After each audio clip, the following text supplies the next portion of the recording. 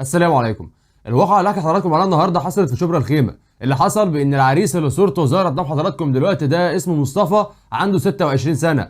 الشاب ده قتل يوم كتب كتابه. طيب ايه بقى اللي حصل وايه تفاصيل الموضوع؟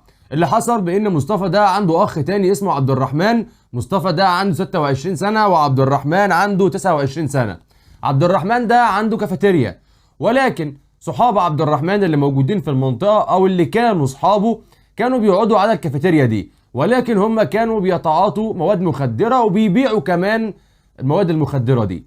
فهو لما شاف ان الوضع بالنسبة لهم يعني ازداد سوء ومتعودين انهم دايما يقعدوا على الكافيتيريا ويبيعوا للناس، قال لهم لا، اتكلوا على الله من هنا علشان ده مكان اكل عيش، وانا يعني مش هستحمل ان حد يضرني، سواء بقى من المشاكل اللي انتم ممكن تعملوها او من ان الحكومة تنزل وتاخدكم من هنا. انا يعني بعيد عن الحوار ده، فاتكلوا على الله من قدام الكافيتيريا. طبعا هم اتضايقوا وزعلوا، ازاي انت تمشينا من الكافيتيريا بتاعتك؟ طبعا الراجل حقه، يعني ما حدش قادر يتكلم معاه في حاجه. خلوا عبد الرحمن في يوم وهو طالع من الكافيتيريا ورايح يشتري بعض المستلزمات الخاصه بالكافيتيريا بتاعته وهو راكب الموتوسيكل، فاستنوه في مكان كده معين، حاولوا انهم يرخموا عليه وعايزين منه 5000 جنيه كل شهر رخامه. الراجل لما رفض طبعا ان هو يديهم الفلوس، قاموا جايين متخانقين معاه، وواحد فيهم قام جاي مطلع مطوه وقام جاي ضارب عبد الرحمن بالمطوه اللي معاه. طبعا هي بعض الاسماء كده هم اسمائهم غريبه، هم بالمناسبه حوالي 13 اخ واسمائهم غريبه، دودو وحاجات كده يعني. المهم ان دودو ده اللي كان معاه المشكله يعني مع عبد الرحمن.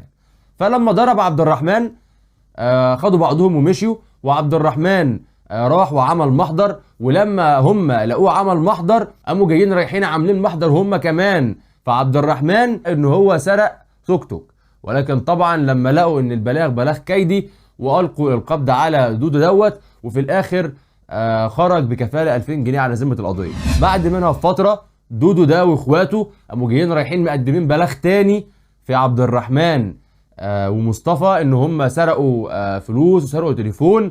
بعد كده راحوا عملوا محضر تاني فيهم انهم تعدوا عليهم بالضرب. اخر بقى ما تم في الموضوع ان دودو ده اتصل بواحد اسمه اسلام، خلى اسلام يكلم واحد، الشخص اللي هيكلمه اسلام ده يعرف مين؟ يعرف مصطفى. شوف اللفه هم جايبينها منين علشان يبعدوا الشبهه عنهم. قال يعني جايبينهم الاتنين دول علشان يصلحوا المشكله اللي ما بين دودو وما بين عبد الرحمن، عشان يحضروا فرح مصطفى في سلام.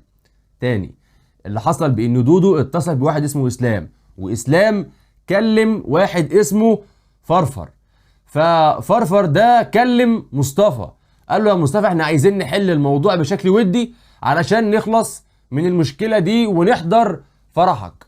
فطبعا مصطفى حاول ان هو يحل الموضوع ويعملوا قعدة ودية، رغم ان كان دودو ده حاول ان هو لما عمل محضر في مصطفى وعمل محضر في عبد الرحمن، الاتنين الاخوات، لما لقى ان الموضوع خلاص كده الروس اتساوت وانا عملت لك محضر وانت عملت لي محضر، تعالى نحل الموضوع بشكل ودي ونخلص، قالوا احنا مش هنعمل قعده صلح. ولكن لما اسلام بقى كلم فرفر وفرفر كلم مصطفى، وخلاص كده قرروا انهم بالفعل عايزين يروحوا يقعدوا في مكان بعيد عن المنطقه ويتصافوا مع بعض. فبالفعل مصطفى خد بعضه ورايح على المكان اللي هم كانوا متفقين عليه، اللي هو اصلا بعيد عن المنطقه.